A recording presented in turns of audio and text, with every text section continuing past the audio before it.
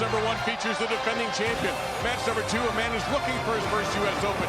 That guy is number 2. And then, maybe the best of them all at the moment, Anthony Simonson as the number 1 seed. E.J. Tackett and Bill O'Neill. E.J. has lane choice here in this 4 versus 5 battle. 2 past U.S. Open champions, winners in this building. E.J., this is a home game for him. And it was interesting. We asked Bill, "Hey, got anybody here today?" He goes, "No." But he's okay with that. He feels like it's okay if his family and friends are watching on television.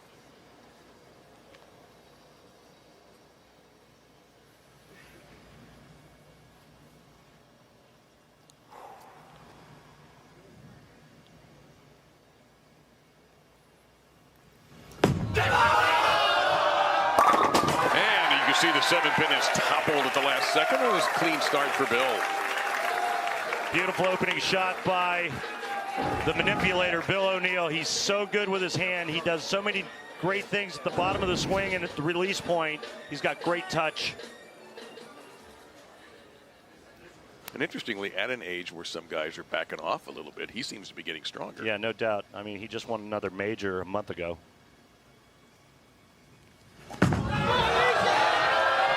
Speaking of, okay, wow. I was about to say, speaking of strength, here's E.J. Tackett, and he gets a gigantic break to open things up. Not today, 7-10, not today. Hopefully not at all. Grueling U.S. Open tournament, as always, 56 games, 4 different oil patterns.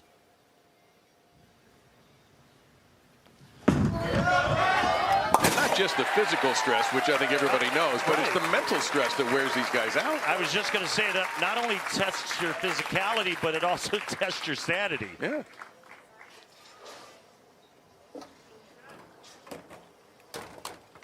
Take a look at E.J. Tackett's arsenal using a Venom Shock, which is what I believed he used last year to win here at Woodland. Same oil pattern, same amount of milliliters, same exact oil. But a different E.J. Tackett now that he is a father as of December 13th. And so a slightly different person, but still an incredible bowler. Yeah, and he didn't like this one as soon as it left his hand. He knew it was left of target. Looks over at the monitor where the players can actually see strike track, which gives them basically a printout of every shot they throw. Got to be careful there. You've got to get that 3-6 pocket, and EJ failed to do so. And the first error of this match is Tackett's first time he has missed that particular spare this week. And what was the message in interviewing all 5 players? What did they all say? You cannot afford any errors to win this event. No. You have to attack. They all talked about playing offense, not defense. So an early break here for Bill. And he knows how to take advantage of it. This is a guy you were talking to him and said, Bill, you were left for dead in qualifying. Yeah, I mean, he barely made it through the qualifier and then just started eking his way up the ladder. Had a couple of really nice rounds in match play, but beautiful game here. I love it because it's old school, and then that hand and wrist opening up, keeping that elbow inside, and then the beautiful rotation. Look at that 8-pin. Well, if we're going to have an historic day, we got to have a classic stylist. As we take a look at Bill O'Neill's arsenal, Theorem is what he's going with. And a front 3 is what he's going with as well. So O'Neill making E.J. Tackett pay early for the 3-6-10 mistake for Tackett and putting some pressure right on the shoulders of E.J. That's just over 4th arrow, and the players are pretty deep, and it's just game 1. It's one of the issues that Bill O'Neill actually brought up. He says, man, if I get too deep too early, if I do climb the ladder, where do I go to? They're just going to run out of lane. And Tackett, again, his body language immediately showing you that he hated the shot, and he has the same shot he missed on the previous lane. So where's he going wrong? It looks a little grabby at the bottom of the swing, and when that happens, especially when you have the power of E.J. Tackett, the ball's going to go left.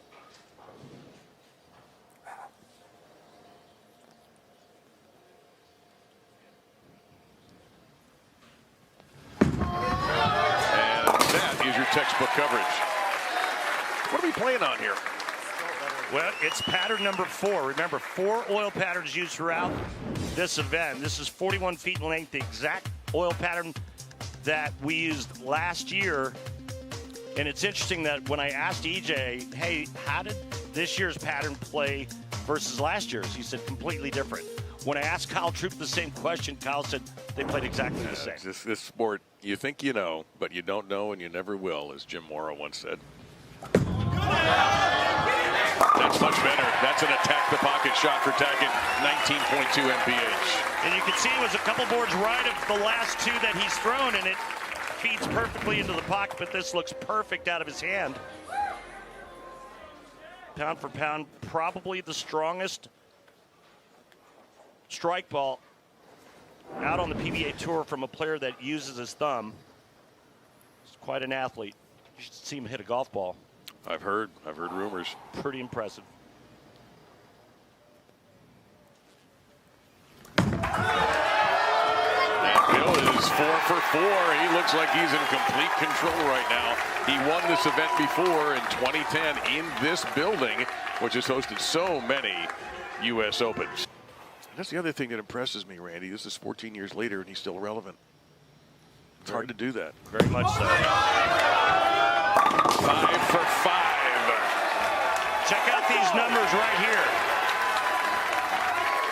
And this is how accurate he is at the arrows. That's 1/10 of an inch.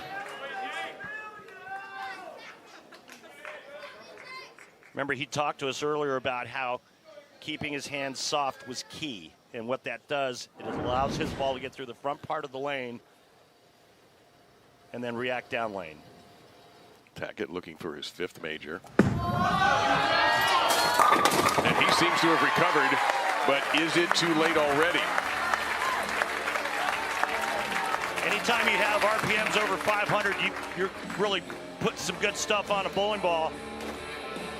And just south of 20 miles an hour. See the strike percentages. Tackett 3rd best in the field. Bill top 12. Of course, the other thing that's obvious, but we'll say it anyway, sometimes you win these majors with your spare shooting as much as your power.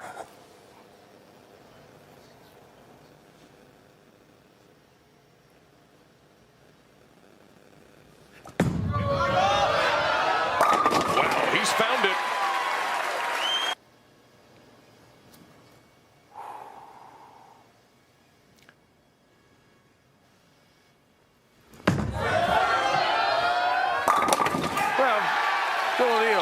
Had not gone front 6 on this pattern in the tournament until right now. How about that accuracy? There it is, right over that middle arrow again. And right out of the break, just perfection for Bill O'Neill. And these are all flush shots, too. There's no cheapies, there's no messengers, there's no anything. This is absolute dead solid perfect so far.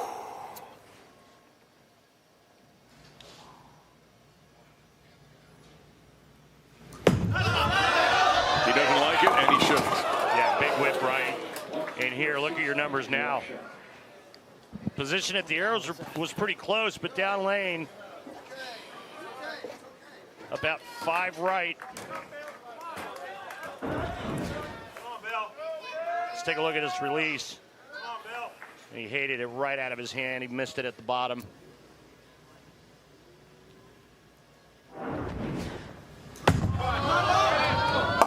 Oh, wow. That's really going to hurt. You'd think he'd at least get 3 there. But instead, that's going to be a hole. And all of a sudden, he's invited E.J. Tackett back into the match. That's like 2 open frames in 1 frame. Yep. Because it's an open plus he loses count. And with 2 strikes here in the 7th and 8th for Tackett, we have a 1-pin match. And Tackett, after a poor start, has seemingly found what he needs to do.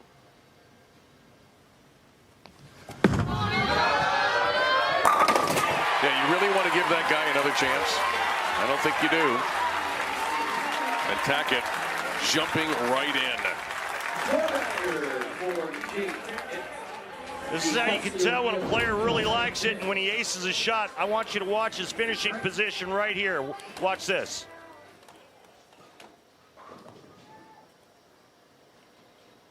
He knew he aced it. Now one more, he cuts the deficit to 1. How big is that missed spare, the 3-6-10 in the second frame, going to play a part in the outcome as this match nears the end? He takes a re-rack here.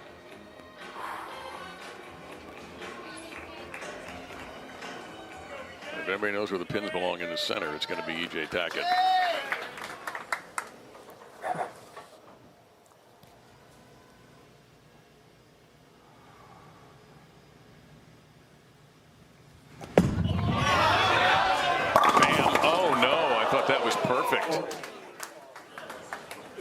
Just a half a hair off.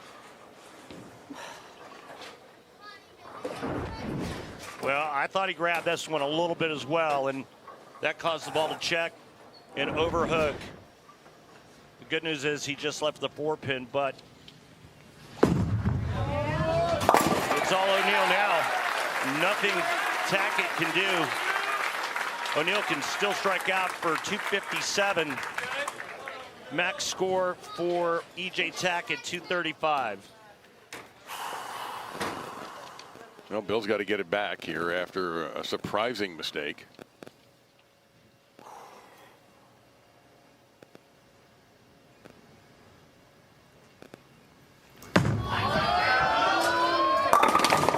Oh, a little back trip on the 4. Hello. Yeah, a little 4-9 trip. Yeah.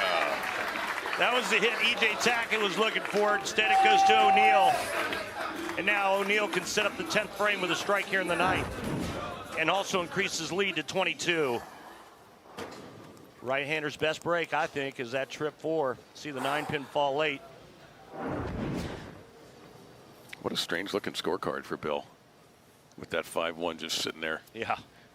No spares, just the 5-1 miss. He hates this one, and it's the same shot. It's the same leave on that lane. What the hell was that, man?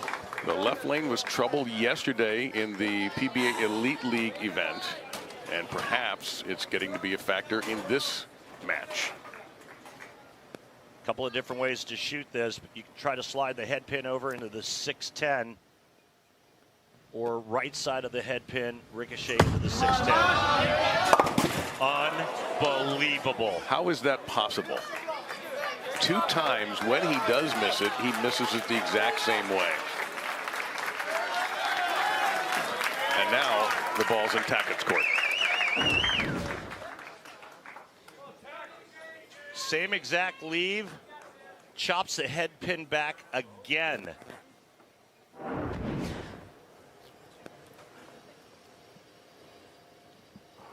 And look at the lead now. Tackett by 6.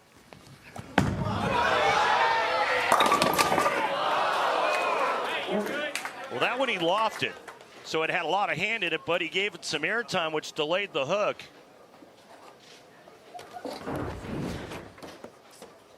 Check this out.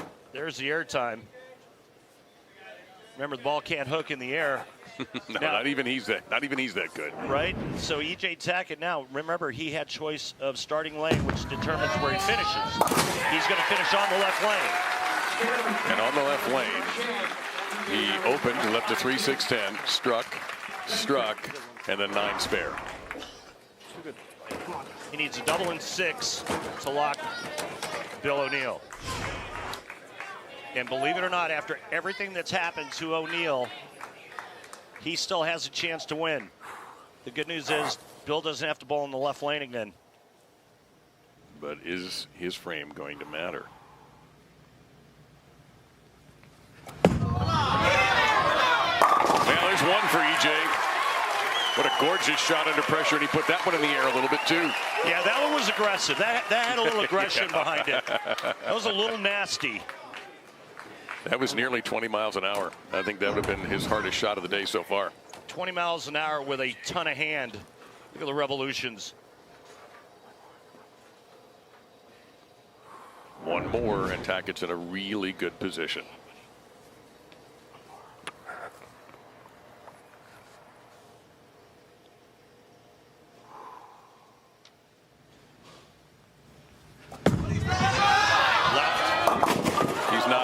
in position. Holy smokes. These Left. misses are disasters. Oops. That's 4 through the middle. Dang it, EJ. All right. Well, Oh, EJ. count is going to matter here. It is.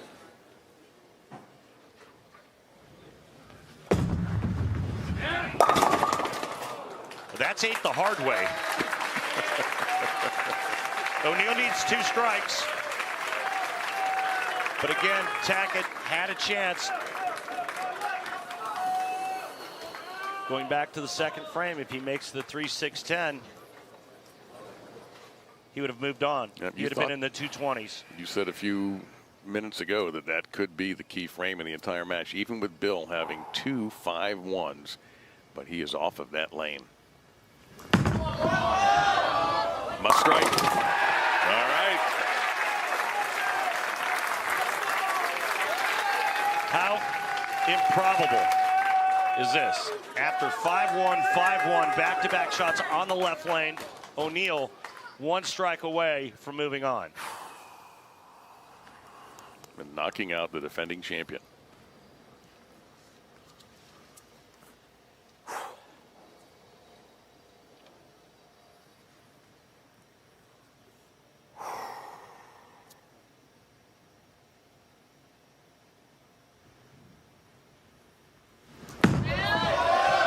He stands up, he hates it, and he's not going to get it.